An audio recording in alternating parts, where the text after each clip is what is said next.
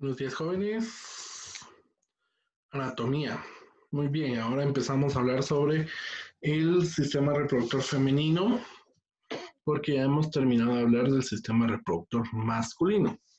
Y pues bien, como recordarán, el sistema reproductor pues tiene la característica de ser diferente para cada uno de los sexos, uno masculino y uno femenino, y por lo tanto son diferentes, pero a la misma vez son compatibles entre sí.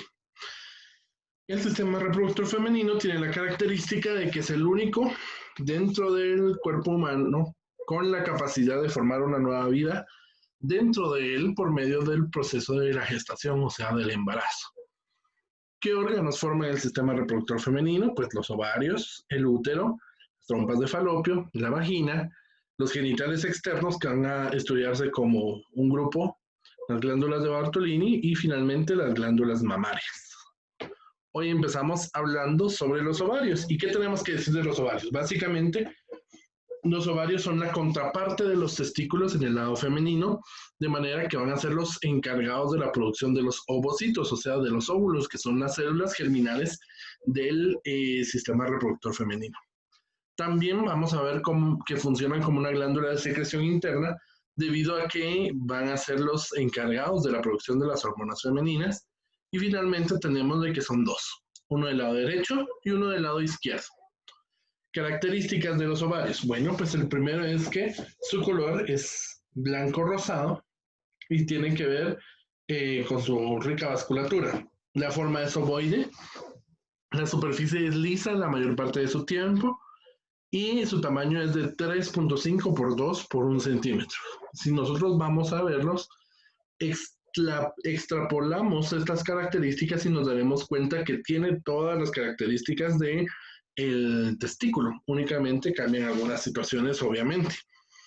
Esto es importante porque no estoy seguro, no recuerdo si se los dije en la primera clase en el sistema reproductor masculino, pero básicamente todos al momento de nuestra gestación somos, eh, todos somos mujeres, empezamos siendo mujeres. ¿Por qué? Porque más o menos por la semana 12 de la gestación se activa el cromosoma Y y hace la diferenciación entre varón y mujer.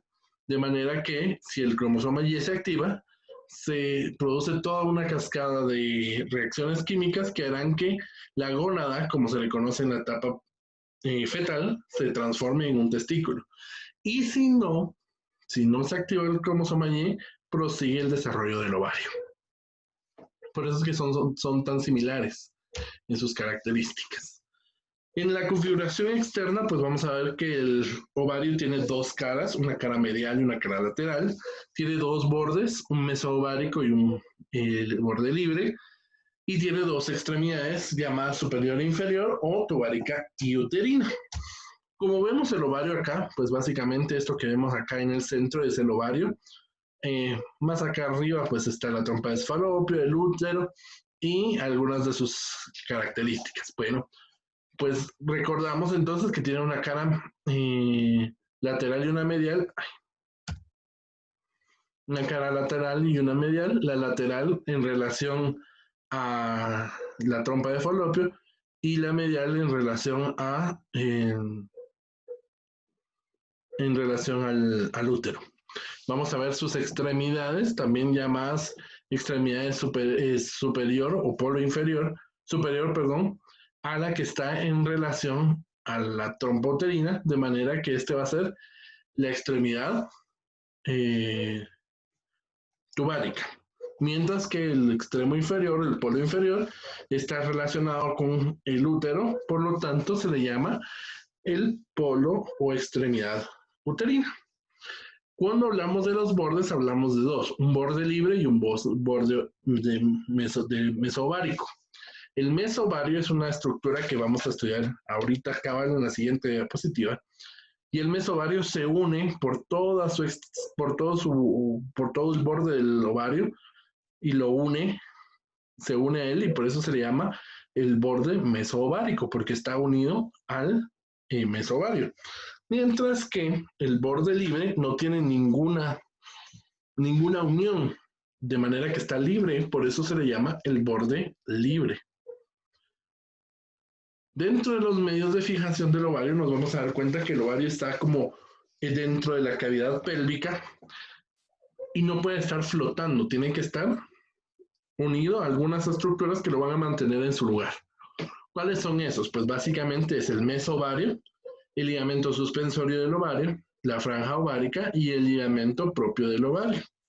Cuando hablamos de estas 4 estructuras que van a mantener fijo al ovario, nos vamos a dar cuenta que está el mesovario, que ya lo hablábamos en la diapositiva anterior, o sea, en esta, que es este repliegue del peritoneo que va a envolver o se va a doblar y va a formar este como ligamento largo, ancho, que va a unir al ovario hacia la trompa de falopio. La franja ovárica, perdón, el ligamento suspensorio del ovario, que va a estar principalmente en relación con el ilio del ovario. Cuando hablamos del ilio, hablamos de que es el punto donde entran las arterias y venas hacia el ovario. Por medio de esas arterias y venas se hace un repliegue de ese mismo peritoneo que va a hacer que se forme como un ligamento y que va a mantener también unido al ovario. Y el ligamento propio del ovario, que es este que nosotros vemos acá, es esta fibra celeste que vemos, que va desde el cuerno del útero hacia el polo inferior del ovario, y esto lo mantiene unido también dentro de su cavidad. La configuración interna. Si nosotros partimos el ovario, nos vamos a dar cuenta que tenemos en el interior algo que vamos a llamar parénquima. El parénquima va a ser la estructura funcional o la parte funcional del ovario.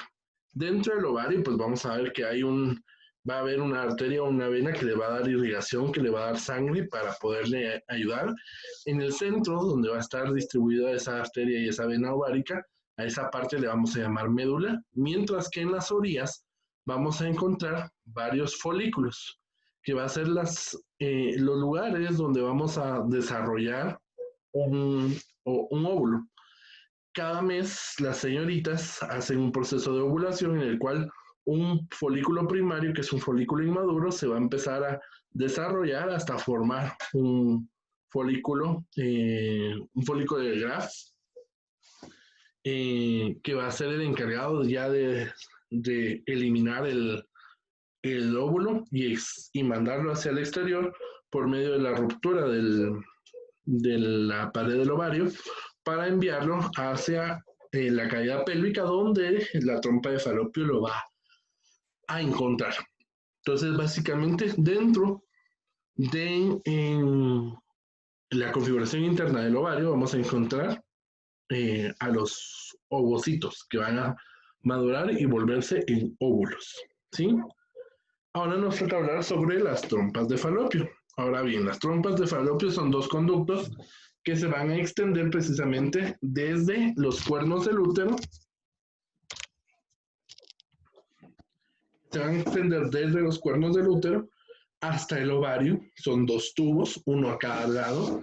Y la función de estos tubos es la de transportar al óvulo desde el ovario hacia el útero. Va a tener más o menos un largo de 10 a 14 centímetros y vamos a dividirlo en 4 porciones. La primera porción, la porción uterina, esto lo estamos describiendo desde el centro hacia afuera, o sea, desde el útero hacia el ovario. La primera porción la vamos a llamar la porción uterina. La segunda porción es el istmo, la tercera porción es la ampolla y por último tenemos al infundíbulo. Si lo vemos desde este punto de vista, nos vamos a dar cuenta que de medial a lateral, o sea, del útero hacia el ovario, la trompa se va haciendo cada vez más ancha.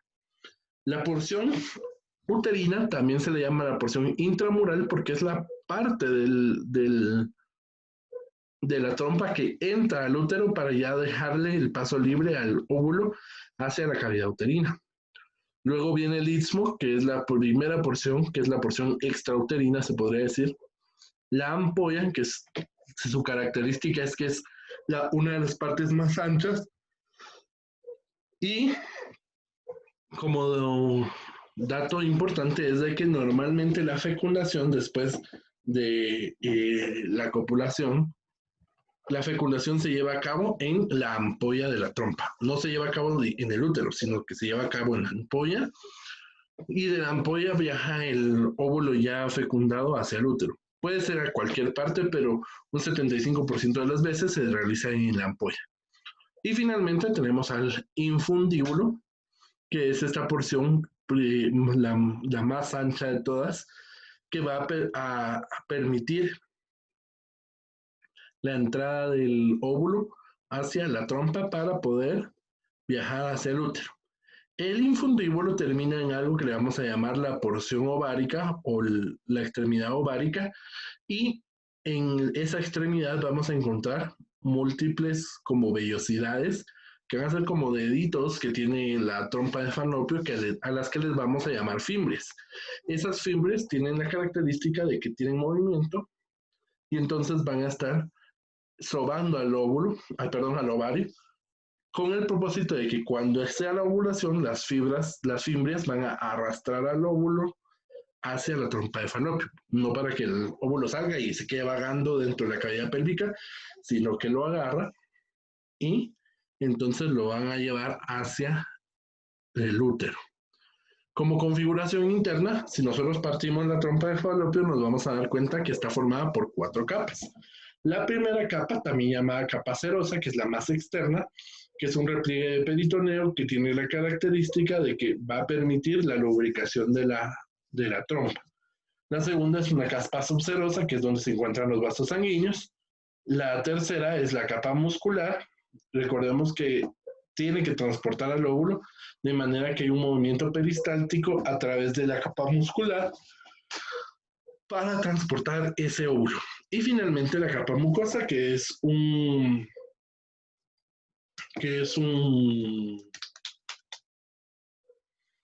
epitelio que va a permitir la alimentación del óvulo y que va a funcionar como esa capa de adherencia para permitir que el óvulo pueda viajar a través de la trompa de Falopio. Vemos entonces nuestras 4 capas. La primera, la más externa, vamos a tener la subserosa por acá abajo, que es donde se ven los vasos sanguíneos, la capa muscular y finalmente en el centro la capa mucosa, que va a tener estos repliegues que van a servir para la peristalsis de la trompa de Falopio. Bueno, terminamos esta semana. ¿Cuál va a ser el tema siguiente? Terminamos de ver el sistema reproductor y aquí vamos a ver al útero, a los genitales externos en su conjunto y finalmente a las glándulas mamarias, las páginas del libro que deben de leer, y finalmente la tarea que deben realizar en casa para esta semana únicamente son realizar las láminas 10.1 y 10.2 de la anatomía para ilustrar de Nether. Muy bien, las clases están siendo cortas, entonces tienen tiempo para hacer su tarea. No se me estén atrasando tanto con la entrega de las tareas. Por favor, recuérdense de firmar su asistencia acá abajo y vamos a... Sí, ahí está. Y vamos a estar siempre pendientes de sus dudas y comentarios para que los podamos poner en práctica. Recuerden que para la siguiente semana tenemos que leer. Esta semana fue bastante poquita la lectura. Para la siguiente está un poquito más grande, pero es importante. Y recuerden que estamos subiendo sus notas semanales a Control Total para que puedan consultar sus resultados, ¿ok? De sus tareas. Ya está programada toda la unidad, tanto el examen parcial como el examen final de la unidad para que ustedes lo tomen en cuenta a la hora de revisar su plataforma. Por favor, un gusto saludarnos. Nos vemos en el siguiente curso.